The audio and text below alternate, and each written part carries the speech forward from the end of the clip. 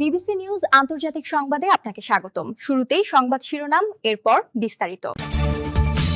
F-35 stealth যুদ্ধবিমানে আঘাত, যে কৌশলে মার্কিন দম্ভ পদপিষ্ট করল ইরান। ইরানে হামলা করায় যুক্তরাষ্ট্রে অস্ত্র রপ্তানি বন্ধ করল সুইজারল্যান্ড।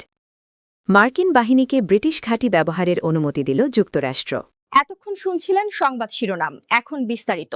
আপনি যদি মুসলিমদের পাশে থাকতে চান তাহলে ভিডিওতে লাইক করে চ্যানেলটি অবশ্যই সাবস্ক্রাইব করে দিবেন এবং কমেন্টে জানিয়ে দিবেন আপনার মূল্যবান মতামত। এখন বিস্তারিত।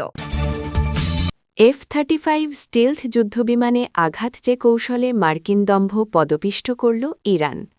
গণহত্যাকারী ইসরায়েল ও তাদের সহযোগী যুক্তরাষ্ট্র যৌথভাবে ইরানে আগ্রাসন চালাচ্ছে।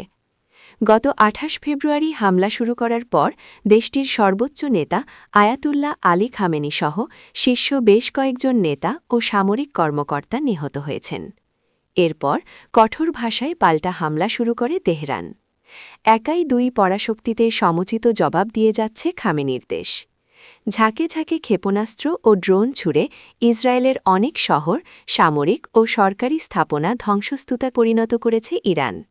এর বাইরে উপসাগরীয় দেশগুলোয় মার্কিন সামরিক ঘাঁটি ও স্বার্থসংশ্লিষ্ট স্থাপনায় অনবরত আক্রমণ করছে ইসলামী বিপ্লবী গার্ড বাহিনী IRGC। এতে মধ্যপ্রাচ্য ছেড়ে পালিয়ে গেছে হাজার হাজার মার্কিন নাগরিক, ব্যবসায়ী ও সেনা।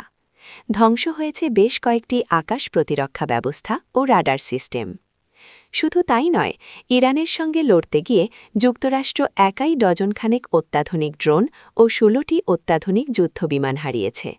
এর মধ্যে সবচেয়ে অবাক করার মতো ঘটনা ঘটেছে গত বৃহস্পতিবার 19 মার্চ, যখন ইরানের মাত্র $3000 একটি ক্ষেপণাস্ত্র যুক্তরাষ্ট্রের প্রায় $20 কোটি অত্যাধুনিক স্টিলথ যুদ্ধবিমান F-35-এ আঘাত হানে।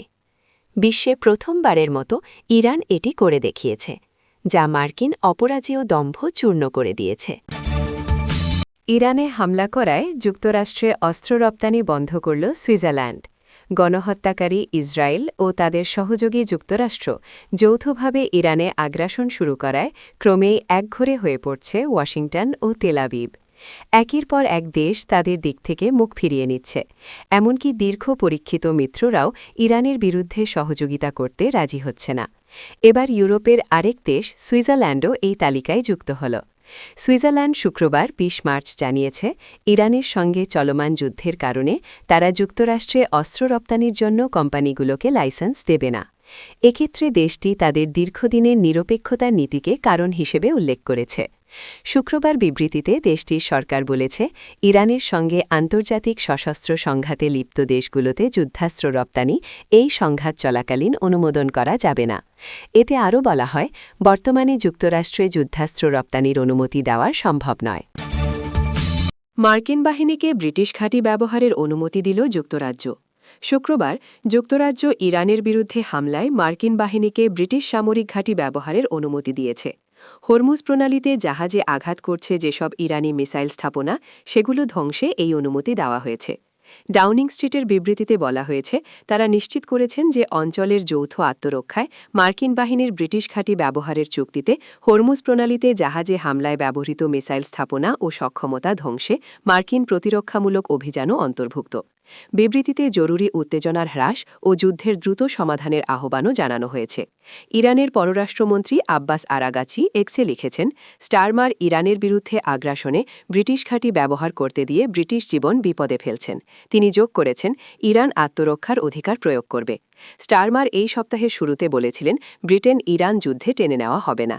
শুরুতে ইরানে হামলায় ব্রিটিশ ঘাঁটি ব্যবহারের মার্কিন অনুরোধ প্রত্যাখ্যান করেছিলেন তিনি। বলেছিলেন, যে কোনো সামরিক পদক্ষেপ আইনসম্মত কিনা তা নিশ্চিত হতে হবে। কিন্তু ইরান মধ্যপ্রাচ্যে ব্রিটিশ মিত্রদের ওপর হামলা চালানোর পর স্টারমার অবস্থান পরিবর্তন করেন।